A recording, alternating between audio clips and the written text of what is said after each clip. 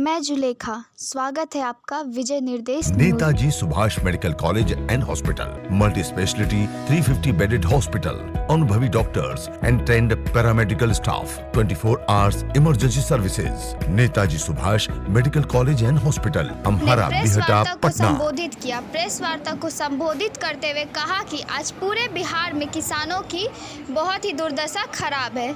जितनी ज़मीन भारत के अन्य राज्यों में कृषि कार्य में इस्तेमाल होती है, उससे कम मात्र 50% ज़मीन बिहार के कृषि कार्य में इस्तेमाल होती है, जबकि पंजाब, हरियाणा, गुजरात इत्यादि में 85% इस्तेमाल होती है।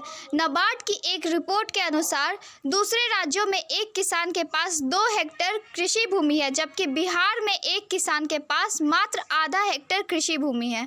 उसमें भी आधा से ज़्यादा ज़मीन बाढ़ सुखाड़ से प्रभावित रहता है। बिहार का पिछड़ने का एक और सबसे बड़ा कारण यह है कि बिहार का विभाजन बार बार होता रहा है। बिहार वर्कर भी उत्तर प्रदेश, कभी बंगाल तो कभी उड़ीसा के साथ जोड़ दिए जाने के कारण बिहार लंबे अरसे तक अपनी पहचान बनाने में असमर्थ रहा और आर्थिक विकास भी नहीं कर सका। काफ़ी समय बाद जब बिहार का आर्थिक स्थिति सुधरना शुरू हुआ तो बिहार से झारखंड को अलग कर दिया गया, जिसकी वजह से अधिकांश खनिज संपदा झारखंड के हिस्से में चली गई। और भी खबरों के लिए बने रहे हमारे साथ। धन्यवाद। पटवन का व्यवस्था करवाना, पानी का। तीसरा, खाद्यान्न का उत्पादन तो हम कर देते हैं, लेकिन बाजार का व्यापक व्यवस्था नहीं है, जिसके कारण हमारे खाद्यान्न उत्पादन को सही मूल्य नहीं मिल पाता है। ये तीसरा, तो बाजार का व्यापक व्यवस्था किया जाए। चौथा, हम किसानों को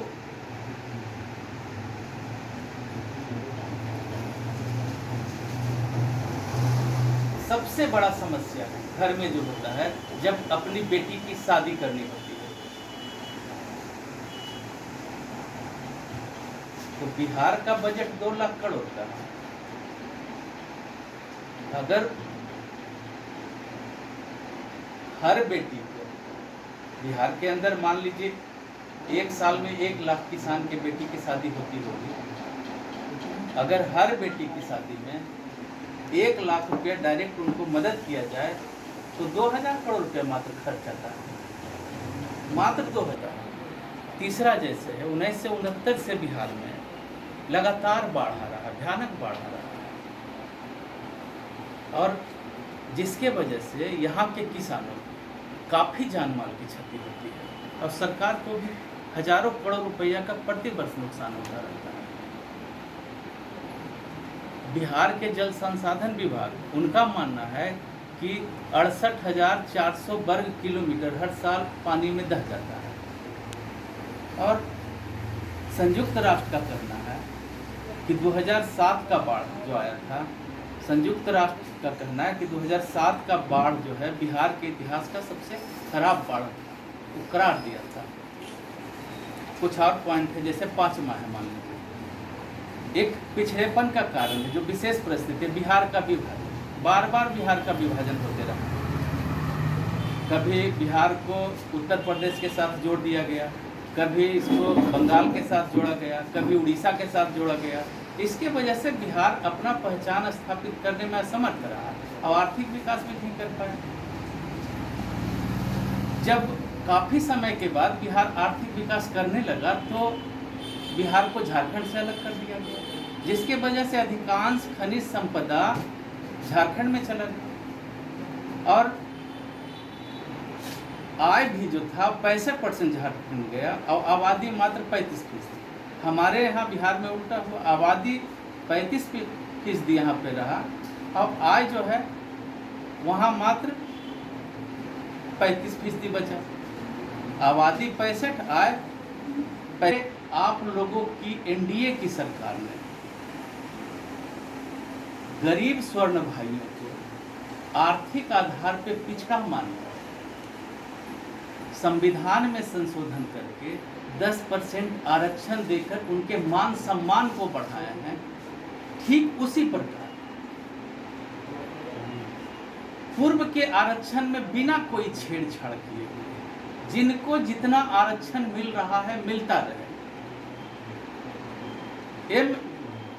एस स्वामीनाथन जी के रिपोर्ट के आधार पर जिन जिन लोगों को किसान माना गया है उन तमाम किसानों को, चाहे वो किसी भी जाति धर्म के मानने वाले लोग हों, उन तमाम किसानों को किसान वर्ग के तहत आर्थिक रूप से अति पिछड़ा मान करके उन सभी किसानों को, बिहार के उन सभी किसानों को अलग से 10% आरक्षण देने की कृपया करें। और बिहार के किसानों के साथ चूंकि विशेष परिस्थिति है, उनके मान सम्मान बढ़ाने की भी कृपया करें, क्योंकि बिहार में किसानों की उन्नति के बिना बिहार के प्रगति संभव ही नहीं। यही हमारी पार्टी की तरफ से के मान सम्मान के लिए संघर्ष करना पहला उद्देश्य। मुद्दा होगा हम किसान, बिहार के किसान, बिहार में विशेष परिस्थिति की वजह से आर्थिक तौर पर अति पिछड़े हुए हैं। इसलिए जैसे स्वर्ण भाइयों को आर्थिक आधार पर पिछड़ा मान के आरक्षण दिया गया है, उसी प्रकार हम किसानों को आर्थिक आधार पर अति पिछड़ा मान के 10% अलग से आरक्षण दिया जाए, बिना पूर्व के आरक्षण में कोई छेड़छाड़ किए हुए। दूसरा जो मुद्दा है सर, हर खेत में पानी पहुंचे, इसके लिए बिहार सरकार तत्पर है पानी पहुंचाने के लिए, लेकिन पानी पहुंचाने का तरीका अभी तक उनको समझ में नहीं आ रहा है। लेकिन पानी पहुंचे ताकि फसल मारी नहीं जाए। तीसरा बाजार का व्यवस्था, बाजार का व्यवस्था नहीं रहने के कारण बाजार का व्यापक व्यवस्था हो ताकि हम किसानों के फसलों का उचित मूल्य मिल सके। चौथा जो किसान बुजुर्ग हो चुके हैं, अब खेत में काम नहीं कर पा रहे हैं, उनके मान सम्मान के लिए वृद्धा पेंशन जैसे मिलता है तो उनके मान सम्मान के लिए अलग से कुछ राशि प्रति महीना उनको मुहैया कराई जाए ताकि वो आर्थिक रूप से अपने ऊपर खड़ा रहे। तो सर बिहार चुनाव सामने आ रहा है, लेकिन जिस तरीके से बाढ़ की स्थिति बनी हुई फिलहाल में, बिहार के 16 जिले अभी खतरे में हैं, बाढ़ की स्थिति में, ऐसे में सरकार से क्या मांग करते हैं? बाढ़ में जो किसान फंसे हुए, फसल नष्ट हो गया, उसको लेकर बाढ़ में तो हम ही लोग नष्ट हो रहे हैं सर। उत्तरी बिहार के जितने भी किसान हैं वो तो तराही तराही कर रहे हैं। और पप्पू यादव जी खुला चुनौती दिए थे बाढ़ के पानी में घुस करके कि अगर हमको मौका मिले तो 3 साल के अंदर हम इस बाढ़ से निजात दिला देंगे। तो हम तो चाहेंगे कि उनको एक मौका दिया जाए और बाढ़ से निजात चाहिए।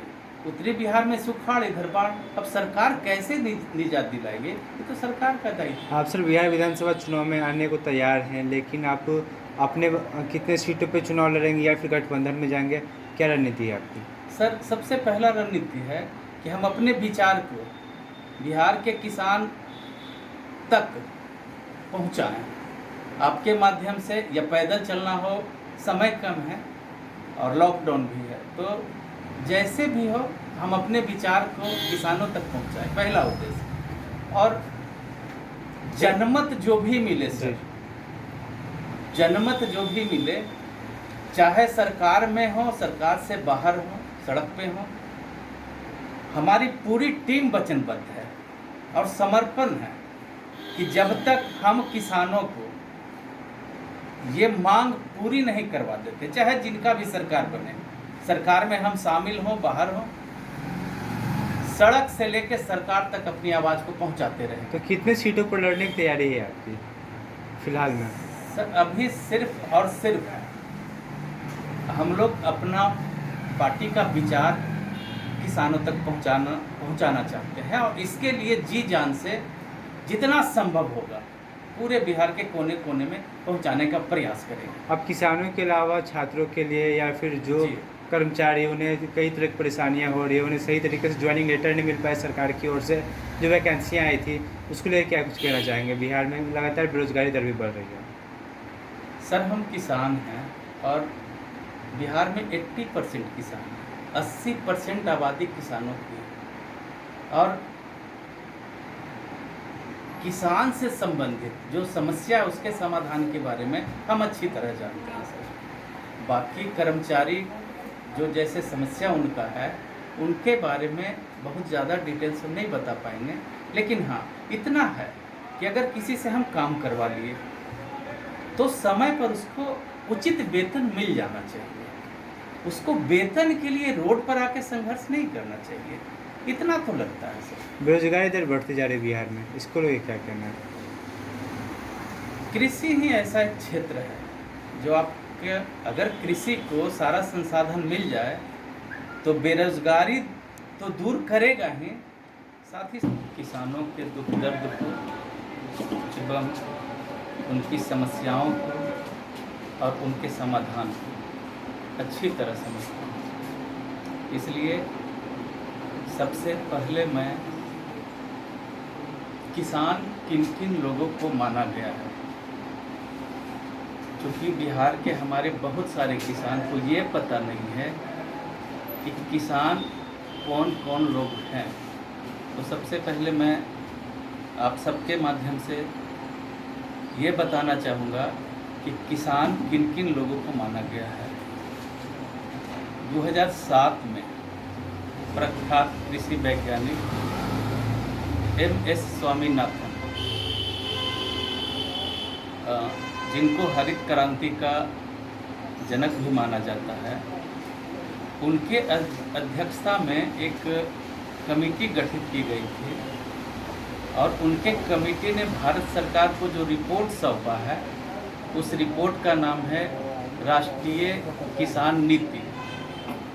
उस नीति के मुताबिक किसान उन लोगों को माना गया है जो खाद्यान्न वस्तुओं का उत्पादन करते हैं, जैसे जिनके पास कृषि लायक जोत हो, कम हो या ज़्यादा इससे मतलब नहीं है, कृषि लायक जोत हो, और बटाईदार को किसान माना गया, पट्टेदार जो पट्टा पर लेके खेती करते हैं उनको किसान माना गया, कृषक मजदूर जो किसानों के साथ कंधा से कंधा मिलाकर खेत में काम करते हैं उनको किसान माना गया है, रोपन का काम जो महिलाएं धान का रोपनी का काम करती हैं उनको किसान माना गया है, और पशुपालन चाहे भेड़ बकरी गाय भैंस जो भी है जो पशुपालन का काम कर रहे हैं उनको भी किसान माना गया है, और मुर्गा फार्म, मछली पालन, मधुमक्खी पालन, मछली पालन, ये सबको भी किसान माना गया है,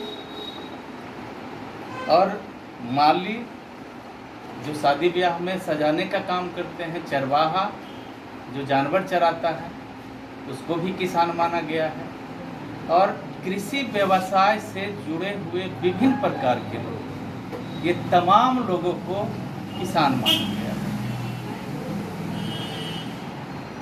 और इसी स्वामीनाथन के रिपोर्ट के आधार पर हमारे माननीय प्रधानमंत्री श्री नरेंद्र मोदी जी ने किसानों के फसलों का लागत का 1.5 गुना और 2 गुना दाम देने का निर्णय लिए हैं, इसी स्वामीनाथन के रिपोर्ट के आधार पर।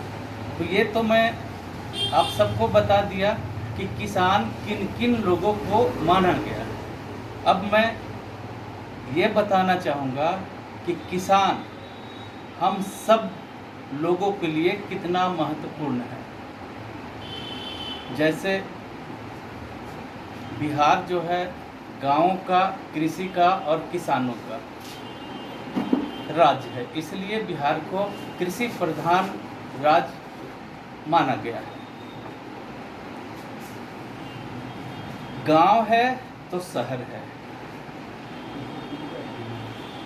शहर गांव के बिना बस ही नहीं सकता, और ग्रामीण है तो आपका शहरी उद्योग है।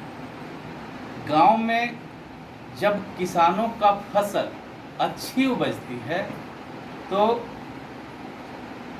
शहर में जितने भी उद्योग हैं वो खूब फलते फूलते हैं, क्योंकि खरीदारी बढ़ जाती है और गांव का जितना भी पैसा है वो किसी न किसी माध्यम से शहर में ही आता है। और किसान है तो हम और आप हैं। इज्जत शोहरत दौलत के बिना जीवन जिया जा सकता है, परंतु भोजन के बिना जिंदा रहना नामुमकिन है।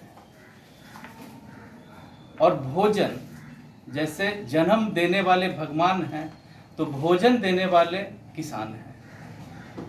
हम सब आज गौर से सोचें कि चाहे हम कुछ भी खाते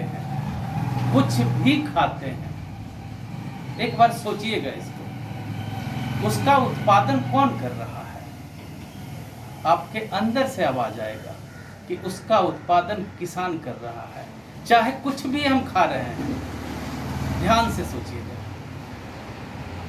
तो हमें तो लगता है कि भगवान के बाद अगर किसी का एहसान है हम लोग के ऊपर तो वो है किसान।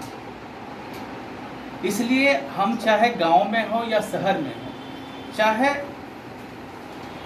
कोई भी काम धंधे या पैसे से जुड़े हुए हम लोग हों, किसानों से हम लोग अलग हो ही नहीं सकते। ये तो हुई किसानों की योगदान की बात,